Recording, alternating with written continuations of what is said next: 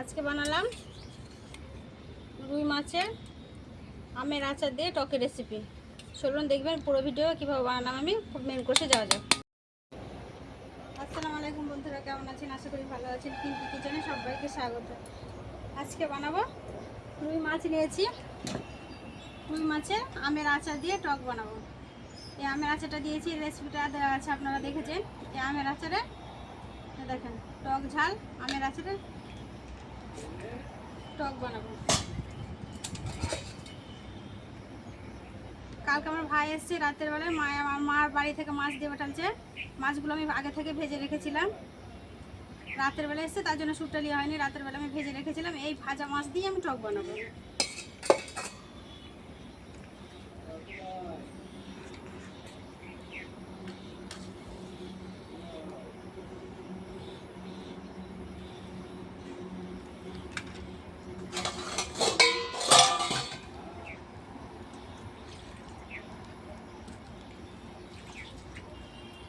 নুনটা জেলে দিলাম, কড়াটা বসিয়ে দিলাম।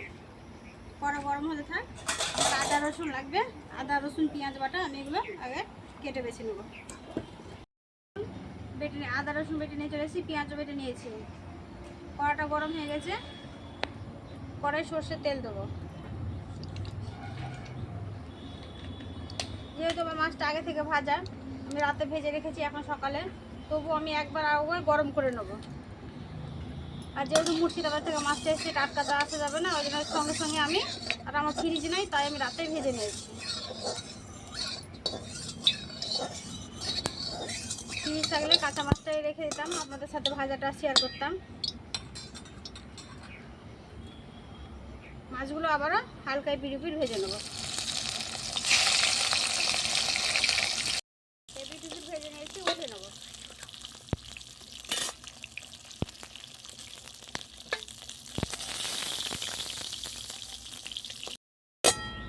এই তেলের মধ্যে আপনারা শুকনো লঙ্কা আর পাঁচফোড়ন দিতে পারেন। আমি আচারে পাঁচফোড়নটা আছে, তার জন্য দিব না। শুকনো লঙ্কাও আছে, দেবো না। এর মধ্যে আমি পেঁয়াজ বাটাটা একবারে দিয়ে দেবো।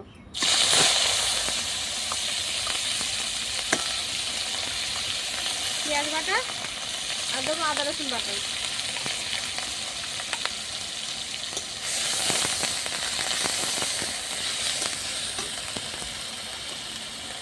আদা রসুন একটু ভাজা ভাজা করে নেবো। দিলাম আদা রসুন বাটাটা ভালো করে ভেজে নিয়েছি পেঁয়াজের সাথে। এবার দেবো নুন, পরিমাণ মতো দেবো হলুদ গুঁড়ো,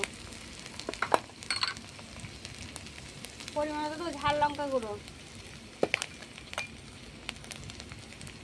ভাজা জিরে গুঁড়ো, ভাজা ধনে গুঁড়ো,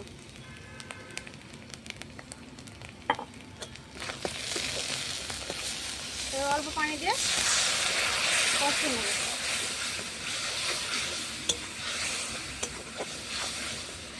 ভালো করে মশলাটা কষে নেব। এবার মশলাটা ভালো করে কষা হয়ে গেছে। এবার ভাজা মাছটা আমি এর মধ্যে কষে নেব।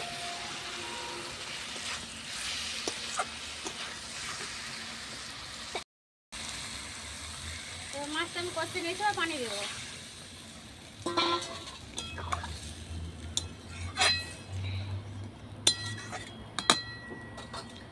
যে আচার দিয়ে আমি টকটা বানাবো, সে আচারটা দিয়ে দেবো।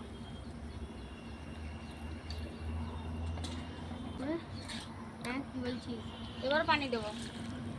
কি বলছি,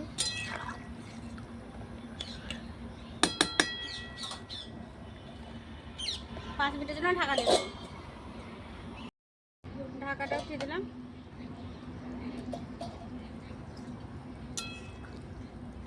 মাছটা ফুটছে টকবক করে, একটু উল্টে দেবো।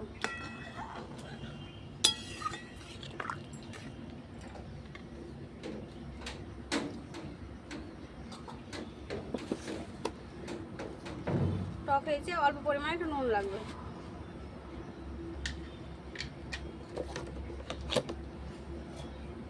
নুনটা দিয়ে আবার 2 মিনিটের জন্য ঢাকা দিয়ে দেবো। 2 মিনিট হয়ে গেছে, ঢাকাটা উঠিয়ে নেবো।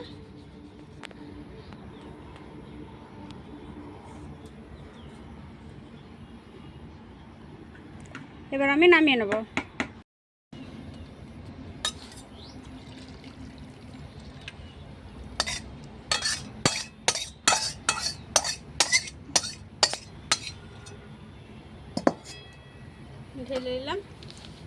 ভাতটা নিয়ে এসে খেয়ে দেখাবো কেমন হয়েছে।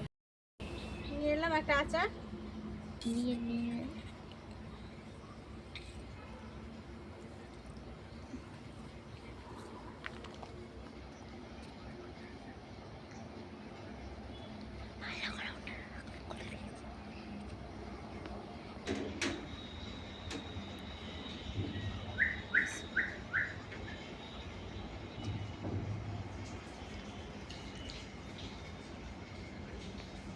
দারুণ হয়েছে টকটা। আপনারা চাইলে টাটকা মাছেরও করতে পারেন, যে সঙ্গে সঙ্গে মাছ নিয়ে এসে টাটকা করতে পারেন। আমি রাতে ভেজে রেখেছিলাম, তাই মাছ দিয়ে আমি আমের টকটা করলাম। পুরো ভিডিও রেসিপিটা দেখলেন আমার। যদি ভালো লাগে তাহলে অবশ্যই লাইক সাবস্ক্রাইব করবেন। কেউ যদি ইউটিউব থেকে দেখে থাকেন অবশ্যই সাবস্ক্রাইব করে, ফেসবুক থেকে দেখে পেজটাকে ফলো করে একটা লাইক দিয়ে সাথে থাকবেন, আর বেশি বেশি করে শেয়ার করবেন। অবশ্যই পাশে থাকবেন। আর পুরো রান্নাটা আমার কেমন হয়েছে কমেন্ট করে জানাবেন। সুস্থ থাকবেন, সাবধানে থাকবেন। এতক্ষণ আমার সঙ্গে থাকার জন্য অনেক অনেক ধন্যবাদ। আবারও ফিরে আসছি পরবর্তী অন্য কোনো রেসিপি নিয়ে।